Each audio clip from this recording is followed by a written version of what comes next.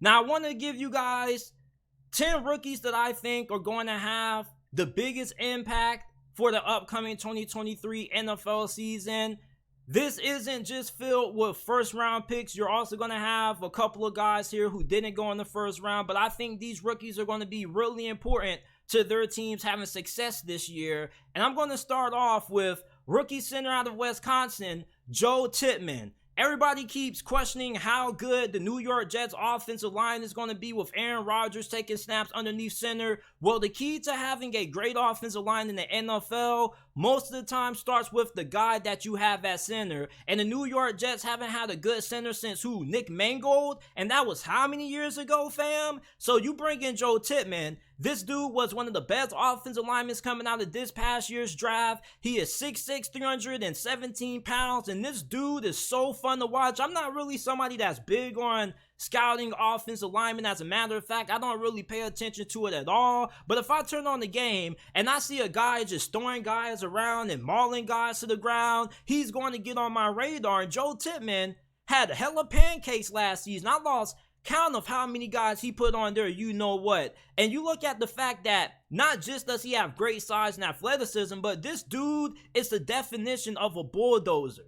And for the New York Jets, if this is going to be a solid offensive line this year, you're going to need Joe Tippmann to play at a high level. Now, the New York Jets offensive line isn't as bad as what a lot of people think. You got Mekhi Becton, who isn't a bust. At least when he plays, he is really good. The problem with Mekhi Becton just is the fact that he can't stay healthy. You got Lincoln Tomlinson, you got Elijah Vera Tucker. So this is a pretty decent offensive line. And if Joe Tippmann can play at a high level, this is going to be one of the better offensive lines in the NFL. So I have Joe Tippmann at number 10. If the New York Jets offensive line ends up playing well this year, best believe it's going to be because Joe Tippmann is having a very fantastic rookie season. Number 9, I got my guy, Tank Dell. Now, I know Tank Dell being on this list is probably going to cause a lot of backlash. Some people are going to be like, oh, JT, how you got Tank Dell on this list but not so-and-so? Well, the reason for this is because unlike some of the other rookie wide receivers out there, Tank Dell doesn't have another true number 1 that he's going to be competing with. The only guy who he has in front of him right now is old man Robert Woods, and Robert Woods isn't really as good as what he used to be. He's getting up there in age, and you don't know if he's going to be able to finish a full season. So if Tank Dell ends up getting some significant playing time this year, I believe that he's going to end up being the most productive or one of the most productive rookie season or one of the most productive rookie wide receivers in 2023. This guy, don't let his size fool you. He may be 5'8", 165 pounds, but in my opinion, he was the best route runner out of all the wide receivers coming out of this draft class. He also creates phenomenal separation. He also is fantastic after the catch, very explosive, very hard to bring down due to his agility and his elusiveness, and he was tearing it up at the Senior Bowl. Go and watch some Senior Bowl clips of Tank Dell. Do your research on Tank Dell and not tell me that this dude doesn't have what it takes to be one of the better slot receivers in the game. He's not really competing with anybody. The Houston Texans have a unproven wide receiving core. You got John Mechie, you got Xavier Hutchinson. I mean, you got guys who have a lot of potential, but if you're looking at guys on Houston's team who could come in and make an immediate impact, I think that guy's going to be Tank Dell. When you think about some of the best receivers in the game, Justin Jefferson, Stephon Diggs, Devontae Adams, Cooper Kupp, what do all of those guys have in common? Phenomenal route running. And most of the times, the receivers that are successful in the league are the guys who run great routes. And I think Tank Dell is going to end up having a phenomenal rookie season. And a lot of people are going to end up figuring out about Tank Dell sooner rather than later. There's a reason why CJ Stroud wanted Houston to draft him. He also played college ball at Houston, so he already knows the area. This is somebody who wants to be there. He's one of those guys that DeMeco Ryans is looking for. So I think Tank Dell is going to have a really big impact on this Houston Texans offense. And him and CJ Stroud already have a really good relationship. He's been CJ Stroud's most targeted receiver so far throughout OTAs and minicamp. So I have him at number 9. Number 8, I got Joey Porter Jr. Somehow the Steelers were able to nag this man in the second round, and I was incredibly happy because he was one of the best cornerbacks coming out of this year's draft class. I had the first round grade on him. Most people in the NFL draft community did as well. He is a physical man-to-man corner who also excels in press coverage. He has really good ball skills, and the fact that he was a second round pick was a absolute steal for Pittsburgh. And also his pops played for the Steelers. His pops is a Steelers legend, so this was the best landing spot for Joey Porter Jr. When you look at the Pittsburgh Steelers secondary so far, you got Levi Wallace on the other side. You're going to have Patrick Peterson probably playing in that slot cornerback position. You got Minka at the safety position. So with Joey Porter, if he ends up having a really good rookie season, this is going to be a tremendous boost to the Pittsburgh Steelers defense, because one thing that the Steelers haven't really gotten out of their cornerbacks in the last couple years was a guy who excels in man coverage. That's what Joey Porter does best. This is somebody who you put him in man-to-man press coverage, he's going to beat up on your wide receivers. And he was one of the best cornerbacks in all of college football over the last 2 years. So Joey Porter, I think he's going to have a really impactful season for the Pittsburgh Steelers in 2023. Anthony Richardson comes in at number 7. Now, you either think Anthony Richardson is going to be a really phenomenal quarterback, or you think that Anthony Richardson is going to be a bust. There's not really too much in between when it comes to how people feel about Anthony Richardson. 50% of people think he's going to suck, and 50% of people think that he's going to do wonders with head coach Shane Steichen. Now, I'm one of those people that lie in the 50% who believe in Anthony Richardson because of Shane Steichen. Shane Steichen has built the offense around Jalen Hurts. You saw how Jalen Hurts ascended last season for the Philadelphia Eagles.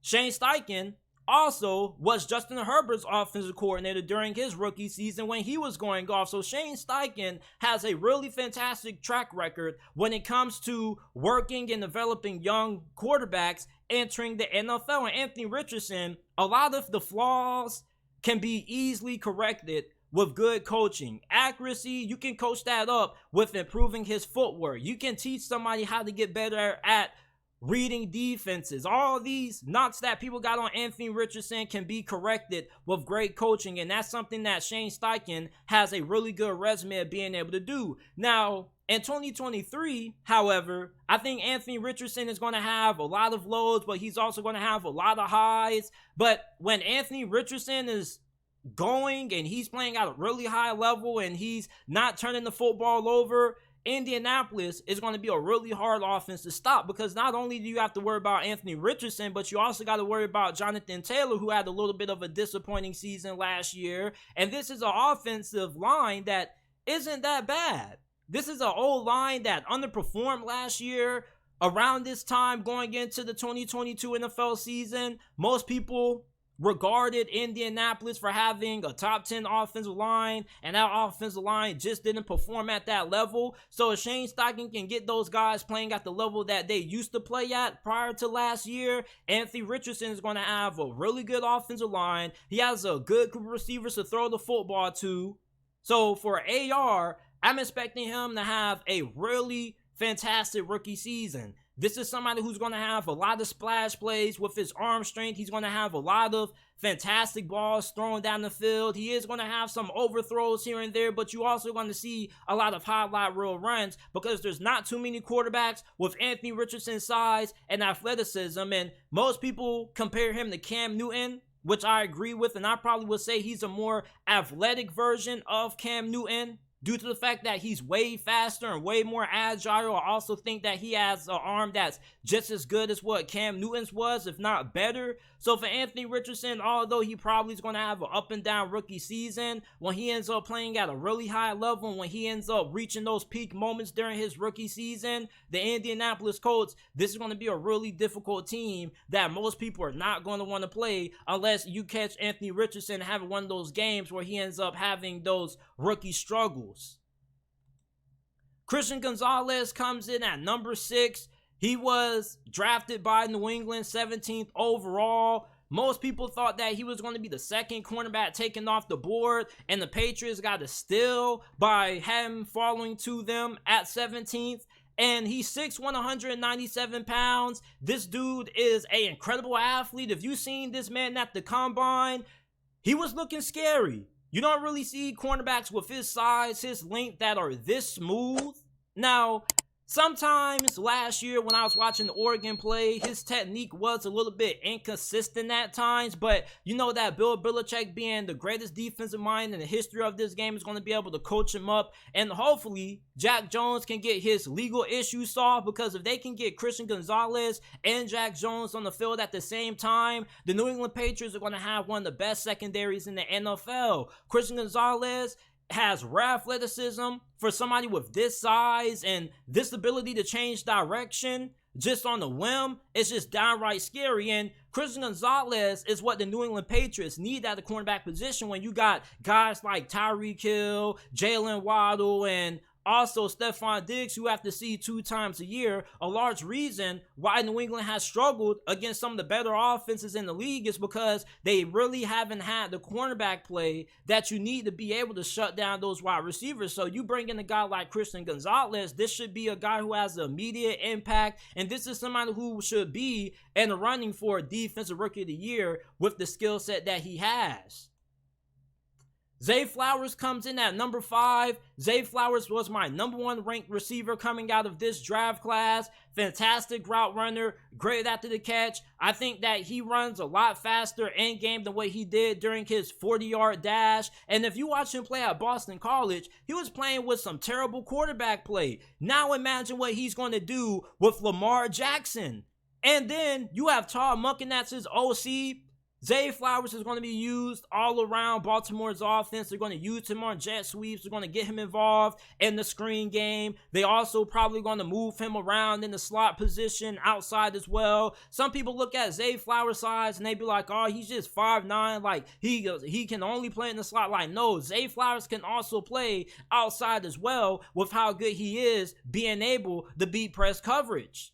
So for the Baltimore Ravens, you got Zay Flowers, OBJ, Rashad Bateman, Mark Andrews. So I think Zay Flowers going to Baltimore was a fantastic landing spot to him, because it's not like they need him to become the man right away. Because despite the fact that Odell Beckham Jr., some people still feel that he's washed up, most defenses still give OBJ a good amount of respect, because it's not like you're just going to say, you know what, we're not going to pay attention to OBJ at all, because yes, you are, because OBJ is still one of the more talented receivers in the game. So you look at the fact that you got OBJ getting a good amount of attention, you're going to have Rashad Bateman getting a good amount of attention. That's going to open up opportunities for Zay Flowers to get a good amount of looks. And then you also got to account for Mark Andrews and Isaiah Likely. So there's going to be plenty of targets to go around and plenty of opportunities for Zay Flowers to have a great rookie season. I think that Zay Flowers, out of all of the receivers that were drafted from this past year's draft, I think that he's going to have the best season out of all of them. I think he's going to put up the best numbers. You're looking at somebody that could end up putting up 1,100 yards right out the gate.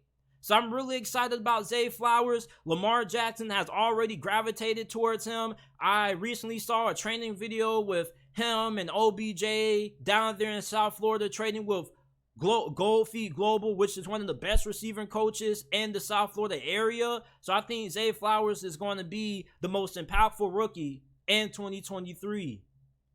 Devon Weatherspoon, aka Lil Spoon, comes in at number 4. I think he's going to be the best rookie cornerback this season. You look at the fact that Seattle already has Tyreek Woolen and a very good back end of their secondary, and now you give them Devon Weatherspoon. This is going to be the second coming of the no-fly zone for Seattle. Devon Weatherspoon was my number 1 ranked cornerback. I love watching this man play. He is the most aggressive cornerback that I can remember in recent memory. Not just is he really aggressive in man coverage, but he's a cornerback that's not afraid to come down and lay that hammer on you. There's not too many cornerbacks that like to hit anymore. A lot of these cornerbacks like to do all those ankle tackles. They like to dive at your legs. Devon Weatherspoon, if he sees the opportunity to come down and slam you to the ground, he's going to come and lay that wood to you. That's why I love Devon Weatherspoon, man. This dude is a throwback cornerback. This is somebody who wants to get in your face. He wants to beat you up.